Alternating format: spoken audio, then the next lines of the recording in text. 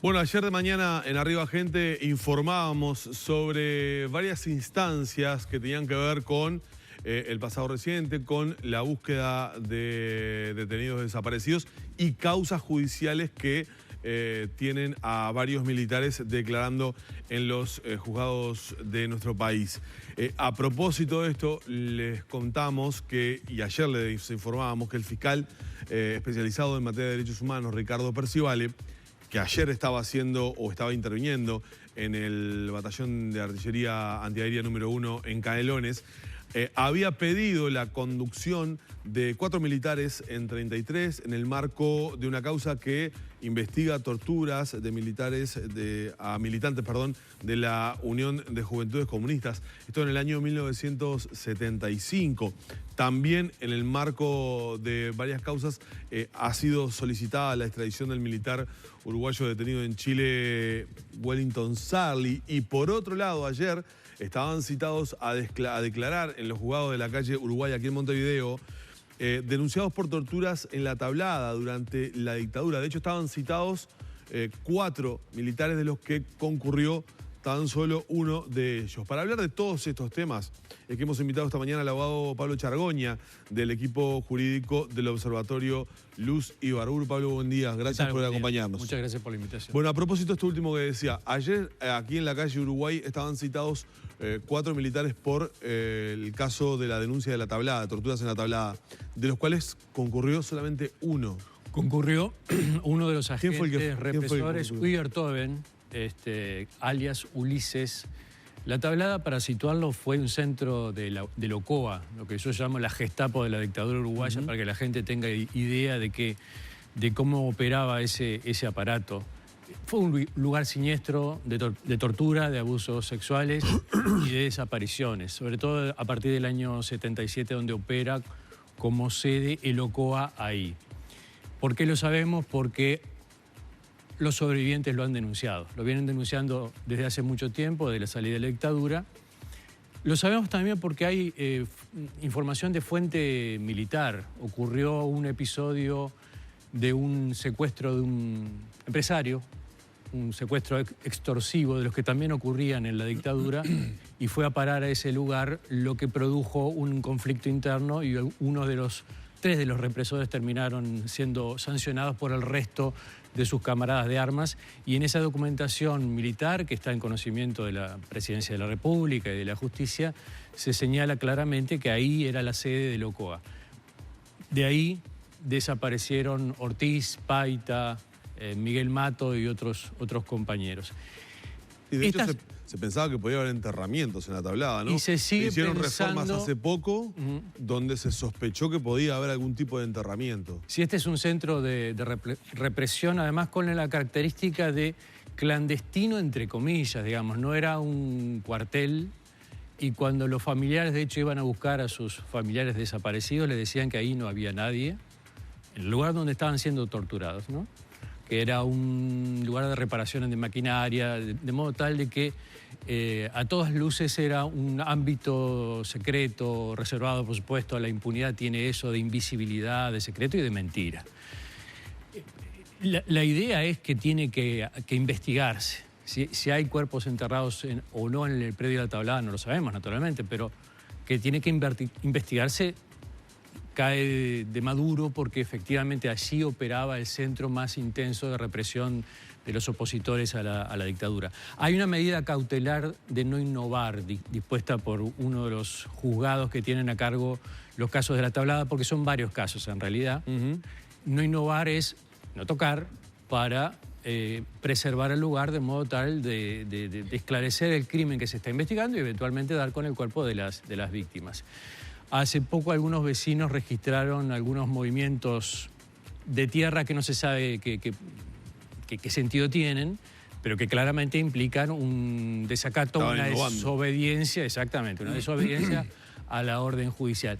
Nuestra idea, conversando con los familiares de los desaparecidos, con los sobrevivientes de La Tablada, es que en ese lugar se inician investigaciones, porque precisamente está cautelado con una finalidad, que es realizar una investigación. Por lo tanto, le vamos a reclamar a la sede que tiene este caso que se contacte con antropólogos, que empiece a hacer un plan de trabajo en ese lugar y que reciba el testimonio de vecinos del lugar, troperos, gente que tiene la memoria del lugar y que incluso, naturalmente que en términos de hipótesis, nos comentan que les llama la atención por qué no se busca en tal lugar y señalan un lugar.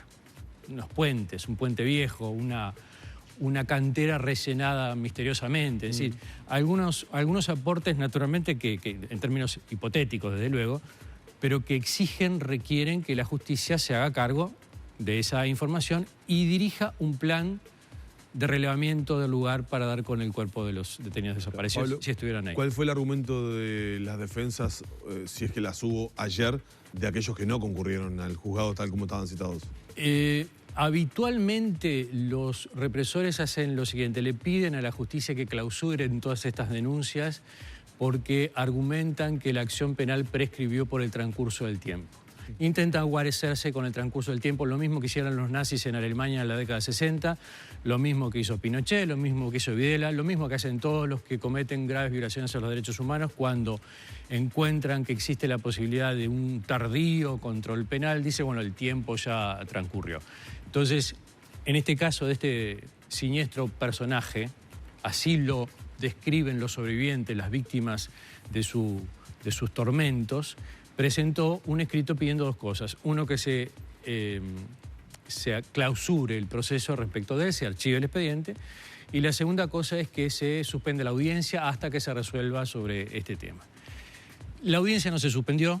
En ese sentido, reconocemos que actuó correctamente la doctora Tonarelli, porque no tiene efectos suspensivos y porque el juez no solamente puede, sino debe, una vez que cita audiencia, tomarle declaración al indagado. Quiero decir esto, y lo ato con el otro caso de 33, sí, si me permiten, que no todos los jueces actúan así. Y este es uno de los problemas de la impunidad.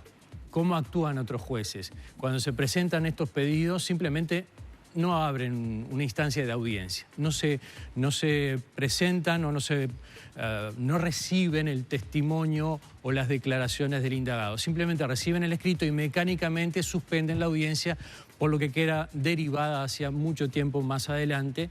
Mientras tanto van cayendo en cascada los mismos escritos. Esta es la situación de más de 50 causas, expedientes que el Observatorio Lucio Ibarburu comunicaba hace algunos días que están ahí a la espera. Este es el panorama general que el Observatorio Lucio Ibarburu detecta como problema de la impunidad. Es decir, una estrategia dilatoria exitosa frente a un sistema judicial que mira sin tener una estrategia que neutralice esa estrategia evidentemente dilatoria. De hecho, algunos tribunales lo señalan. Quiero decir que rompe los ojos, que la idea es hacer este tipo de artilugios para que el tiempo pase y lograr la impunidad cronológica del transcurso del tiempo.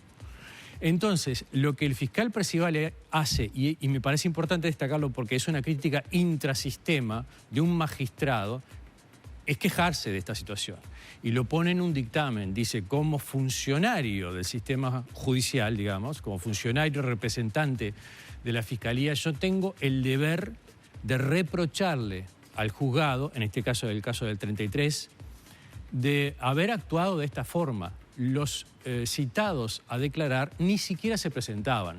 Iban los abogados del centro militar, presentaban un escrito, la audiencia se suspendía y pasaba el tiempo, y eso en un caso, en otro caso y en otro caso. Entonces, lo que Percivale hace es criticar una inacción, una actuación que desnaturaliza la etapa de presumario y que plantea una desigualdad, también lo dice, respecto al resto de los ciudadanos. Nosotros, cuando somos citados a un juzgado, vamos, comparecemos, no obtenemos la ventaja de esa especie de inmunidad que por alguna razón reprochable en cualquiera sea la causa, tienen los militares violadores de derechos humanos. ¿Por qué tienen dos criterios distintos los jueces? En un caso sí y en otro no. En todos los sistemas hay funcionarios que son más celosos de su trabajo, que interpretan adecuadamente la dimensión de la cuestión, y otros que no lo son. Ciertamente que los problemas de la impunidad no tienen que ver con los perfiles individuales de los funcionarios, es un problema sistémico, bueno, de mucha demora. ¿Es una estrategia del Poder Judicial o el accionar de sus operadores de manera individual para no complicar la vida? Yo creo que hay ambas cosas. No sé si definirlo como estrategia, pero que hay definiciones políticas por omisión, sí. ¿Qué quiere decir con definiciones políticas del propio Poder Judicial? Si nosotros comparamos con las reacciones del Poder Judicial en la región de otros países, de Argentina, de Chile, vamos a encontrar algunas decisiones que tomaron las Cortes Supremas en términos políticos o administrativos. Sí, en este caso es que baje una circular dando órdenes que... o direccionando de qué manera trabajar. No necesariamente el actuar diligente, porque eso va de suyo, es inherente a la función. Pero sí, por ejemplo, reordenando los juzgados de modo tal de, por ejemplo, liberarlos de causas comunes. Nosotros vemos todo el tiempo que estos jueces son jueces que tienen que atender todas las causas reguladas por el viejo Código de Proceso Penal, pero tanto la macrocriminalidad del terrorismo de Estado, con todas sus peculiaridades, como cualquier otra denuncia de otro delito común. En esos otros países que yo menciono, lo que las Cortes Supremas hacían es dar cuenta de ese problema y alivianar de las cargas de los delitos ordinarios para que se concentraran y actuaran como juzgados especializados. Exactamente, como juzgados especializados. Digamos, ¿hay en esto una decisión política? Y sí, inevitablemente. Si el Poder Judicial está viendo y está escuchando los reproches que ya no solo vienen de la sociedad civil o de las organizaciones de derechos humanos, sino que además ahora se le suma el fiscal de corte y no adopta estas decisiones, entonces yo tengo que interpretar que hay una decisión política por lo menos de desinterés sobre las causas, que no es solamente un problema del Poder Judicial, porque podría decir el Poder Judicial en términos defensivos, nosotros podríamos trabajar mejor si tuviéramos mejor presupuesto. Y entonces el foco ahí del reproche político tiene que ir hacia la Asamblea General. O podría decir, podríamos trabajar mejor si tuviéramos la colaboración del Poder Administrador. Nosotros no tenemos una policía judicial investigadora. Investigar, por ejemplo, en la tablada requiere de otro poder. Entonces el foco va al Poder Ejecutivo. Sí, y el reproche tiene que ir a los tres poderes porque los tres poderes se alinean en cuanto a considerar que los crímenes de lesa humanidad son un asunto importante, o no funciona esto. A 40 años la gente sigue esperando justicia. Ahora, doctor... No, perdón, Lore. Doctor, uno lo que ve es que hay permanentes esfuerzos desde diferentes lugares, de familiares, la búsqueda permanente de información, el tratar de chequearla y llegar a la justicia con elementos ciertos. Ya nadie duda de las situaciones que se vivieron y todas las personas que intervinieron en las situaciones de torturas, de desapariciones. Y sin embargo, por todo esto que usted ha explicado muy bien, diferentes maneras de actuar de funcionarios judiciales, diferentes criterios, impulsos que toman determinadas causas y que luego ese primer impulso se estancan, quedan. No sé la cantidad de notas y de entrevistas que hemos tenido con situaciones, sí, ahora estamos con esta situación.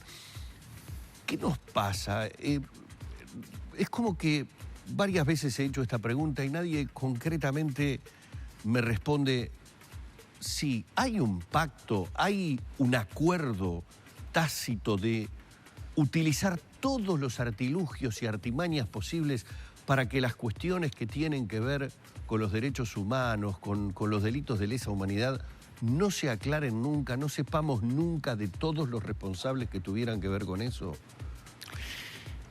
Yo no sé si voy a responder a esa pregunta finalmente. Y no sé si hablar exactamente de un pacto, pero que hay un bloque de impunidad, sí. Bloque de impunidad, quiero decir, el sistema político no tomó el tema del juzgamiento de los crímenes de lesa humanidad como un tema ni privilegiado ni muchísimo menos. Y si no lo toma como tema del sistema político, entonces el resultado es el que estamos viendo. Pero el Frente fue un abanderado desde su creación, su crecimiento y hasta su llegada al poder. Sectores del Frente Amplio integran, en mi opinión, esta es una opinión personal, sectores del Frente Amplio integran, en mi opinión, el bloque político de la impunidad y lo integraron desde hace mucho tiempo. Producto del pacto, producto de que consideran que estos no son asuntos que se deben revisar, pero cuando yo hablo de bloque político de impunidad no incluyo solamente a los partidos tradicionales, digo también sectores del Frente Amplio. A veces me preguntan cuál es la posición del Frente Amplio, no sé, habría que preguntarle al Frente Amplio, pero yo no encuentro una posición. Hay sectores que tienen el interés de revisar el pasado reciente y otros que tienen interés de superarlos absolutamente. Forman parte del problema. Es más, yo creo que sin esta explicación acerca de ese bloque político amplísimo, lamentablemente, de impunidad, la situación no se puede entender. ¿Por qué demora tanto? ¿Por qué tantas dificultades? Y por lo que vos decís, ¿por qué recae en los familiares este esfuerzo permanente de estar sosteniendo para que el sistema funcione? Estaba viendo el primus nostalgioso que está ahí sobre el escritorio y es la imagen de lo que nosotros hacemos desde las organizaciones populares. Es darle bomba al sistema porque si no, no funciona. Esto que debería funcionar, bomba como la cocinilla, ¿no? Esto que debería funcionar de oficio, que debería tener iniciativa de fiscales, de jueces, que deberían asumirlo como un deber de fortalecimiento de la democracia y de los derechos humanos, sigue recayendo en el 2018 y a pesar de todos los cambios de gobiernos que ha habido, en los familiares, en las organizaciones populares. Las organizaciones de derechos humanos fueron muy, pero muy críticas con el extinto ministro Eleuterio Fernández Huidobro. Ya no tanto ni siquiera diciendo que no colaboraba, sino que ponía trabas o frenaba las investigaciones que se llevan adelante. O sea, aparecieron comunicados públicos criticando. Críticas, el ex ministro Fernández Huidobro fue a su vez muy crítico de las organizaciones de derechos humanos, calificándolas, tratándolas y calificándolas muy mal. Yo suelo señalar que la prueba de la falta de colaboración está escrita porque alguna vez desde el Ministerio de Defensa Nacional se quejó el ministro, del mucho trabajo que le daba a la justicia cuando le pedía mediante oficios que identificara a represores. De hecho, hay uno de estos personajes que es una persona que las víctimas encapuchadas en una situación de tormento apenas pueden recordar su sobrenombre o su aspecto físico. Sin la colaboración del Ministerio de Defensa Nacional, ¿cómo hacemos para identificar exactamente de quién se trata? Y eso pasa en muchos casos. Y el Ministerio se quejaba, usted me está dando un sobrenombre o me está dando un apellido común, yo no tengo tiempo, porque además hablaban en esos términos, no puedo distraer funcionarios del Ministerio de Defensa para responder a esto. Se quejaba esto es patético, pero lo tengo que decir porque está escrito en un comunicado, de la cantidad de tinta, de toner, de las fotocopias requeridas para contestar a los juzgados. Eso sí, formaba parte de la realidad. Como formó parte de la realidad aquello que dijo alguna vez Fernández Huidobro en el año 2003, a todos podemos renunciar menos al triunfo electoral. Yo no puedo ser más claro que eso. A todos podemos renunciar es incluido a los principios en materia de derechos humanos. Claro que tenemos un problema gravísimo y de estas dimensiones, que hace que, por ejemplo, el día de ayer, algunas de las víctimas de este sujeto que fue, querían verlo. Y me contaban... Estaba Rosana Mato en la puerta de juzgado, ¿no? Que es hija de... Verónica Mato, que es hija del desaparecido Miguel Mato. Y estaban dos víctimas de la tortura que quisieron estar en el lugar solo para verlo. Y me lo comentaban en el sentido de esto es para nosotros un triunfo. ¿Frente a qué? Frente a la neblina, frente a la invisibilidad de tantos años, frente a la mentira. A mí me parece poco, insuficiente, pero en términos de lo que es la dimensión ética de la injusticia, de la impunidad durante tantos años y precisamente de este Estado que no se interesa adecuadamente sobre los crímenes de lesa humanidad, entiendo la actitud de las víctimas. Hemos logrado que identificarlo, saber que ese era el mismo que estaba en aquel infierno cuando éramos sometidos al submarino, a los plantones, a las descargas eléctricas. El caso de 33... ayer hubo alguna confusión, ¿no?, en el procesamiento de la información, justamente porque eran dos causas. Una era la de 33 que usted mencionaba al inicio. Eran dos causas. Esa es una denuncia que se presentó en el año 2011. La organizó el Frente Amplio en el 2011, pero luego no la siguió, no gestionó esa denuncia. Nosotros la trabajamos a partir del año 2015 desde el equipo del Observatorio Luz Ibarburu. Es una situación infame. Se torturó niños y adolescentes de 13 a 20 años.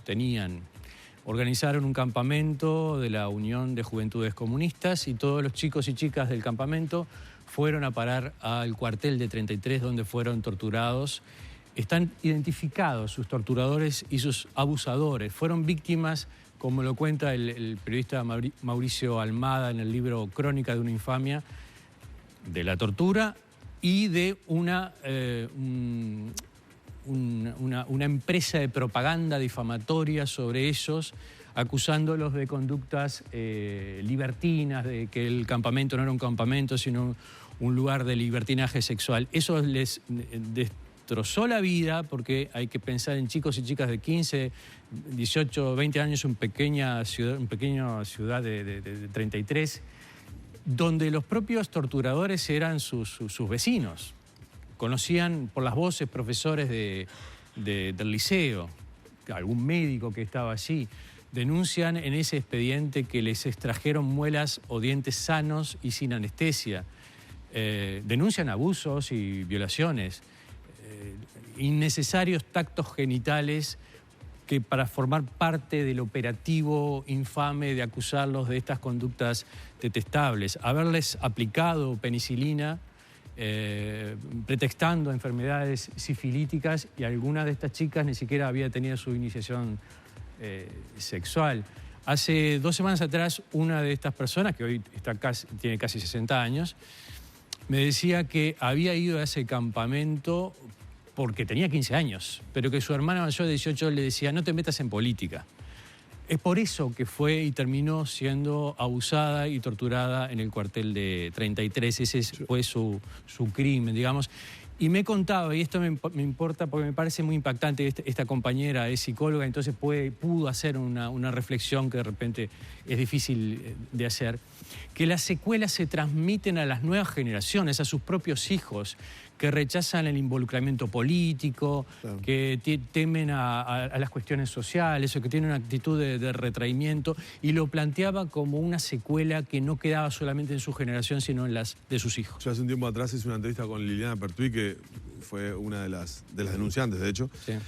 Y una de las cosas que me impactó era el relato de cómo se cruzaban en ese 33 con la impunidad todos los días y en todas las esquinas. Exacto. Eso fue muy fuerte el relato de ella, ¿no? Eso pasó en 33, ha pasado en otras ciudades. Hace poco planteamos el caso de la persecución contra los rusos de San Javier.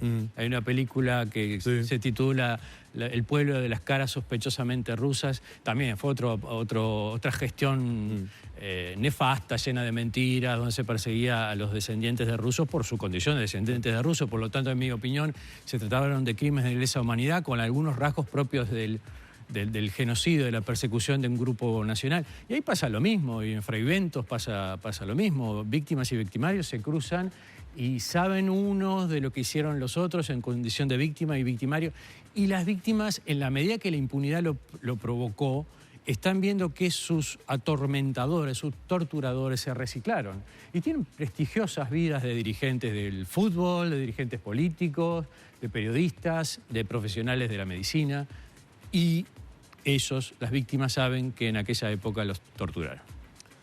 Vamos a agradecerle mucho al doctor Pablo Chargoña estos minutos en los que hemos estado hablando, bueno, a propósito de algunas noticias de los últimos tiempos, pero también, de las últimas horas, pero también de estos últimos tiempos en los que ya han transcurrido 4 décadas, ¿no? Sí, exactamente. 4 décadas. Exactamente.